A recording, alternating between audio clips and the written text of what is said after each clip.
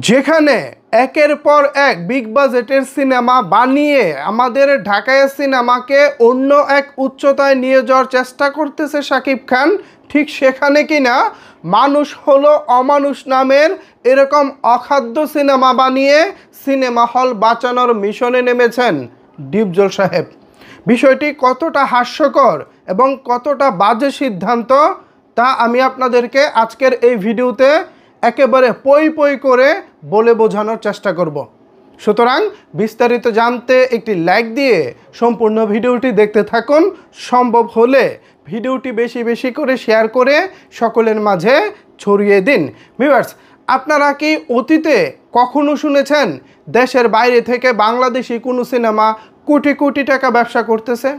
শোনেননি, তবে সাম্প্রতিক সময়ে হয়তো শুনেছেন।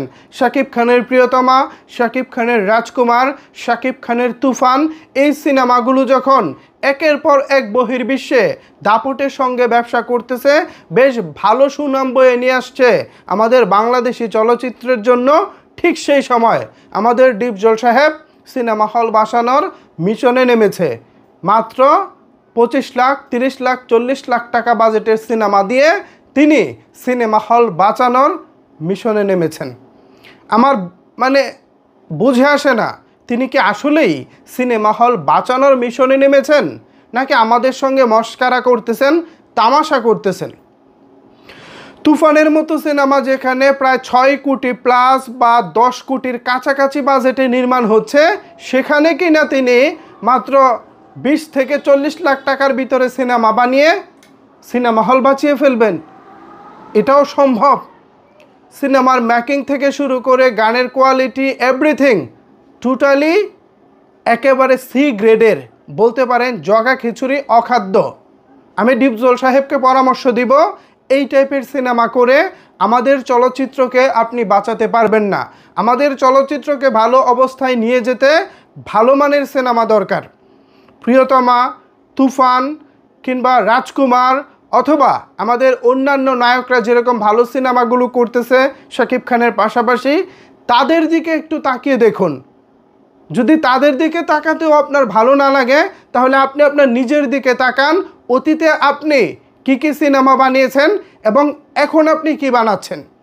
সেই আম্মাজান থেকে শুরু করে কোটি টাকার কাবিন, পিতারাসন, দাদিমা, রিক্সাওয়ালার ছেলে থেকে শুরু করে কাজের মানুষ, মায়ের চোখ, দুর্দান্ত দুর্দান্ত সিনেমা আপনার প্রোডাকশন থেকে হয়েছে। সেই আপনি কি না এখন এই অখাদ্য বানাচ্ছেন?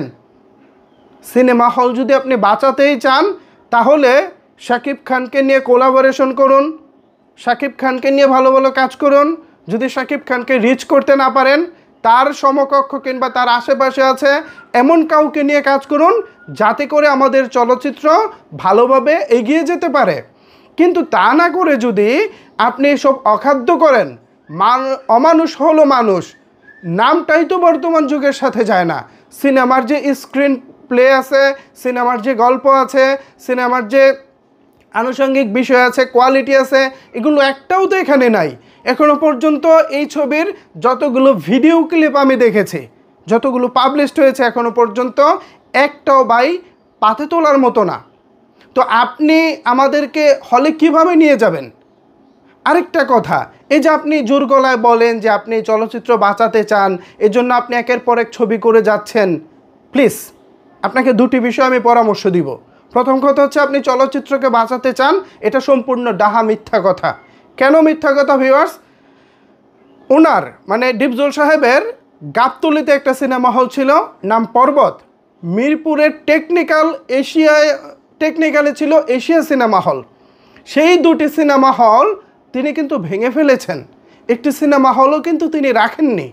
অন্তত আমি প্রত্যাশা করেছিলাম অ্যাজ এ চলচ্চিত্রের একজন অভিনেতা হিসেবে, বড় একজন প্রডিউসার হিসেবে, লম্বা সময় তার চলচ্চিত্রের কেরিয়ার হিসেবে তার তো একটা নিজস্ব সিনেমা হল থাকা উচিত ছিল, কিন্তু তিনি সেটা রাখেননি।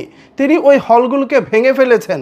তো যে মানুষ নিজের হল ভেঙে ফেলে, সেই মানুষ যদি এখন বলে আমি চলচ্চিত্র বাঁচাতে চাই, তাহলে কি সেটা গ্রহণযোগ্য হবে? হবে না। আর দ্বিতীয় কথা হচ্ছে, আপনি যদি সত্যিকার অর্থেই চলচ্চিত্র বাঁচাতে চান, তাহলে আপনাকে খুব সুন্দরভাবে প্ল্যানিং করে এগিয়ে যেতে হবে। আমাদের নতুন দিনের যারা নির্মাতা আছে, রায়হান রাফি ভাই আছেন, এম রাহিম আছেন, দীপঙ্কর দীপন আছেন, বা মুস্তফা সরওয়ার ফারুকি আছেন, যার একটি ওয়েব ফিল্ম আপনি কিছুদিন আগে করেছিলেন, এরকম যারা ভালো ভালো নির্মাতা আছে তাদের উপরে আপনি টাকা ইনভেস্ট করেন। এদের উপরে টাকা ইনভেস্ট করলে আপনার যেটা হবে, আপনি সিনেমা হল থেকে যেমন ব্যবসা করতে পারবেন, পাশাপাশি স্পন্সর থেকে ভালো একটা বিজনেস করতে পারবেন। ওটিটি প্ল্যাটফর্ম, আমরা যেটাকে এখন বেশ বড় একটা অ্যামাউন্টের প্ল্যাটফর্ম ধরতে পারি চলচ্চিত্রের ক্ষেত্রে। দেখেন, রাজকুমার সিনেমাটা অলমোস্ট প্রায় 2 কোটির কাছাকাছি টাকায় ওটিটি রাইটস বিক্রি হয়েছে। এটা কিন্তু বাংলাদেশের প্রেক্ষাপটে হিউজ একটা অ্যামাউন্ট। সুতরাং আপনি যদি ভালো একটা সিনেমা বানাতে পারেন এবং সেই সিনেমাটা যদি দর্শক নন্দিত হয়, তাহলে ভাই টাকা নিয়ে ওটিটি প্ল্যাটফর্ম আপনার পিছনে ঘুরবে। আপনি ওই 20 লাখ 25 লাখ টাকার সিনেমা বানিয়ে কিছুই করতে পারবেন না। এতে না আপনার নিজের পারিশ্রমিক হবে, না আপনার অতীতের যে সুনামটা কামিয়েছেন সে সুনামটা থাকবে। সুতরাং আপনার জন্য পরামর্শ রইল, আপনি নিজে যথেষ্ট বুঝেন, যথেষ্ট মেধাসম্পন্ন মানুষ, আপনি যদি না বুঝতেন তাহলে নিশ্চয়ই এত দূর আপনার কেরিয়ার আসতো না এবং আজকের এই সুনাম আপনার থাকতো না। সো সেই জায়গা থেকে আমি মনে করি আগের দিনের যে চিন্তাভাবনা বা ধ্যান ধারণা রয়েছে সেখান থেকে বেরিয়ে এসে কীভাবে নতুন দিনের নতুন চলচ্চিত্র বানানো যায় সেদিকে আপনি ফোকাস করুন। অন্যথায় শাকিব খান যে চেষ্টা করে যাচ্ছেন বা অন্যান্য যারা আরও আছেন যারা চেষ্টা করে যাচ্ছেন, তারা কিন্তু সফল হতে পারবেন না। এক শাকিব খান তো আর সারা বছর ছবি দিতে পারবো না। এই যে তুফান তিনি দিয়েছেন, ছবিটা মাসের পর মাস, প্রায় অনেক হলে টানা 2 মাস চলতেছে। এখন 2 মাস চলার পর তো তুফানের মতো কিংবা তার এই সম লেভেলের আরেকটা ছবি দরকার, কিন্তু সেই ছবিটা কি এই অমানুষ হলো মানুষ? নিশ্চয় না। সুতরাং এই বিষয়টাতে আপনারও ভাবতে হবে। আপনি যদি মনে করেন যে আপনার নিজস্ব একটা ইউটিউব চ্যানেল থাকবো, যেটা অলরেডি আপনার রয়েছে, আপনি যদি মনে করেন আপনার ভালো একটা ওটিটি প্ল্যাটফর্ম থাকবো, সেটাও আপনি করতে পারেন। পাশাপাশি আপনার তো অর্থ সম্পত্তির কোনো অভাব নাই, আপনি ভালো মানের প্রত্যেকটা জেলায় সিনেমা হল কিংবা সিনেপ্লেক্স বানাতে পারেন। এতে করে যেটা হবে, আমাদের চলচ্চিত্রের বাজারটা বড় হবে, দেশের পাশাপাশি বিদেশ থেকে বেশ ভালো অঙ্কের ব্যবসা হচ্ছে। ওভারঅল আপনার এই বিজনেসটা বেশ ভালো একটা পর্যায়ে যাবে বলে আমি মনে করি। কিন্তু প্লিজ এই অমানুষ হলো মানুষ এই ধরনের অখাদ্য বানিয়ে আহবাতিজা খেলা হবে বলে আমাদেরকে আর লজ্জা দিবেন না। আপনাকে অনেক ভালোবাসি ডিপজল সাহেব। অতীতে আপনার অনেক সিনেমা দেখেছি, শাকিব খানের সাথে বহু সিনেমা দেখেছি। আমরা আপনাদেরকে আবারও নতুন সিনেমায় দেখতে চাই, তবে সেটা অবশ্যই কোয়ালিটিফুল। এরকম অমানুষ হলো মানুষ, এরকম জগা খিচুড়ি না। আশা করি আমি আপনাকে বিষয়টি বোঝাতে পেরেছি। একজন সিনেমা প্রেমী হিসেবে আপনার কাছে এইটা আমার আবদার, আমি করজোরে আবদার করি, আপনি ভালো কিছু করুন।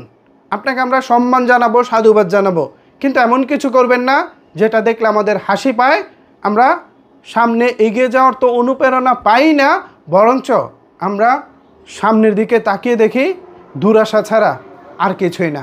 সো ভিউয়ার্স, এতক্ষণ পর্যন্ত যারা আমার সঙ্গে ছিলেন, যারা আমার এই কথাগুলো শুনেছেন, ওভারঅল এ বিষয়ে এখন আপনাদের যদি কোনো কিছু বলার থাকে তাহলে অবশ্যই সেটি নিচের কমেন্ট বক্সে জানিয়ে যাবেন। ধন্যবাদ সবাইকে সম্পূর্ণ ভিডিওটি দেখার জন্য।